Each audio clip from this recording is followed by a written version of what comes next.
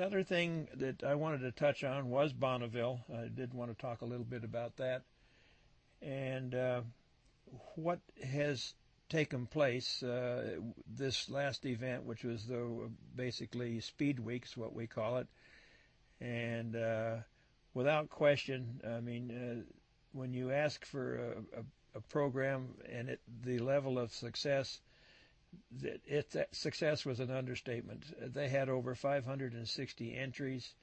There were over 2,800 plus vehicle runs on 3 courses. 2 of the courses were long courses, meaning that they were 5 miles long, and then the short course, which was a 2-mile course. But they basically, by midweek, everybody had just run, and you didn't have to wait very long to get a run if you chose to do so. You could get in line, and you could get right there, and you'd be 2 or 3 cars behind and set up and the whole deal. And it was really a neat day, and the weather was spectacular. I mean, it didn't get into the 90s. If it did, it was just one day or so. But the weather was spectacular, and everybody got a chance to run. And of course, a lot of the attrition. Of course, the course was so good that the salt was so hard that you could see the black tire marks on the ground, and that tells me that the salt was rock hard. So I mean, but cars ran fast. A lot of records were set. 2 cars went over 400 miles an hour. And in itself, that was really spectacular. And not only that, you got a couple of changes that's gone on at Bonneville. As you saw photos and movies of Bonneville, you saw the black stripe line all the way down the center of the course. Well, they've gotten to the point to where they've changed that, and there are no longer any black marks down the middle of the course. What they have now are orange markers. And along with those markers, you find the mile marker with the flag and the number on it. But the orange markers stand out where you can see them, and you know that you're on the course, and it's a pretty neat deal. I don't think that you're going to have a chance to get off the course. I think you're going to be able to stand on that course, and it was a spectacular event. I mean, even the concession stands, when I say concession, it's not really a concession, but if you wanted souvenirs, you could get like your T-shirts and your log books, or even your rule books were available, and the book there for the event itself. All of those things were sold out. I mean, you could not even. By midweek, most everything was gone. Every T-shirt from every vendor that was there. I can't say enough about the place, and it's the first time that I can remember that when you drove to the Salt on the road that takes you there, that when you reach the turn to get onto the Salt, there's a turn that turns to the right to take you to the entry of the Salt Flats there. That the facility was just loaded with motorhomes. I mean, just a ton of motorhomes. And I'm not talking about your little tag-alongs or whatever. I'm talking about motorhomes with trailers attached to them, and they were there for the whole week. They brought their cars with them, the hot rods of this is what this is all about. This is where it came from, is the hot rods, and then. They got to drive them on the Salt, and there were a lot of people there taking photos and doing videos, and like I say, it was a phenomenal week.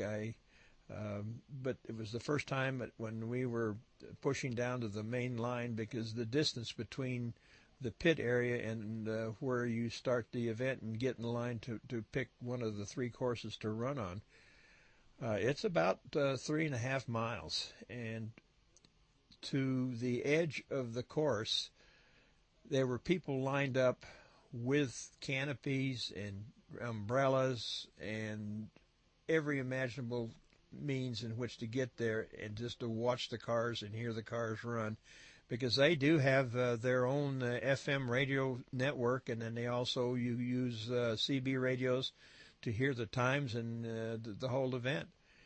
and but the whole distance from the pits to the starting line was completely filled, and there wasn't one space in between any one of those people sitting there. They were lined up side by side. I'd never seen such a crowd in my whole life. It was really, really telling of what kind of an event it was going to be. And the other part of that was, again, we got to run the runs that we could make, and we, of course, ourselves, we had some mechanical issues, which I don't want to really dwell on, only because I think I'm the one who was at fault. But I failed to check some of the tightness of the rocker arm adjustment screws, and one apparently was a little looser than the other, and it damaged a roller lifter, and that was the end of our week for racing there at Bonneville. But we were attempting to get our driver's licensing completed, which didn't quite make that deal. So we've got the car now home and out of the trailer and up on stands, and looking into all the parts that need to be looked into, and if it's a repairable, fixable deal, and everything looks good, and we're still waiting for that looks good part of it. We can get it back together and probably try to go there in October, which it's going to be a real push, but we're making every effort to try and achieve that goal. But if not, then we'll just have to sit out until next year, of course. And that is one of the things I wanted to basically run one more time while we were still in mode here, and I think that we have an opportunity to get the next 2 licenses, and that was the most important thing we wanted to achieve, and then we can go for the gold, as they say, and try and get a record. But that the licenses are foremost the most important thing that you need to get first.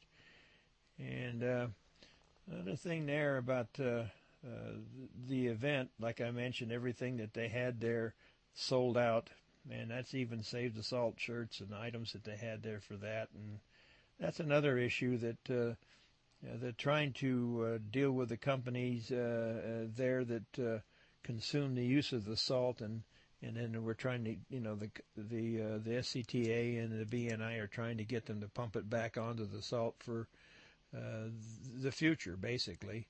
And but that we were very fortunate to have a spectacular course, and that was really a neat deal. And hopefully the World of Speed, which is another event that's going to be, actually it's the World Finals here come October the 3rd through the 6th. It's only a short event. You're talking about 3 days, and you got to be there really ahead of time in order to get teched and everything and set up. And there are going to be less people, of course, and less cars, and gives you opportunity to get more runs in. And that's the goal that I have. I don't know if we can achieve that goal, but that's the intent that we're going to have. We're going to move forward with that. And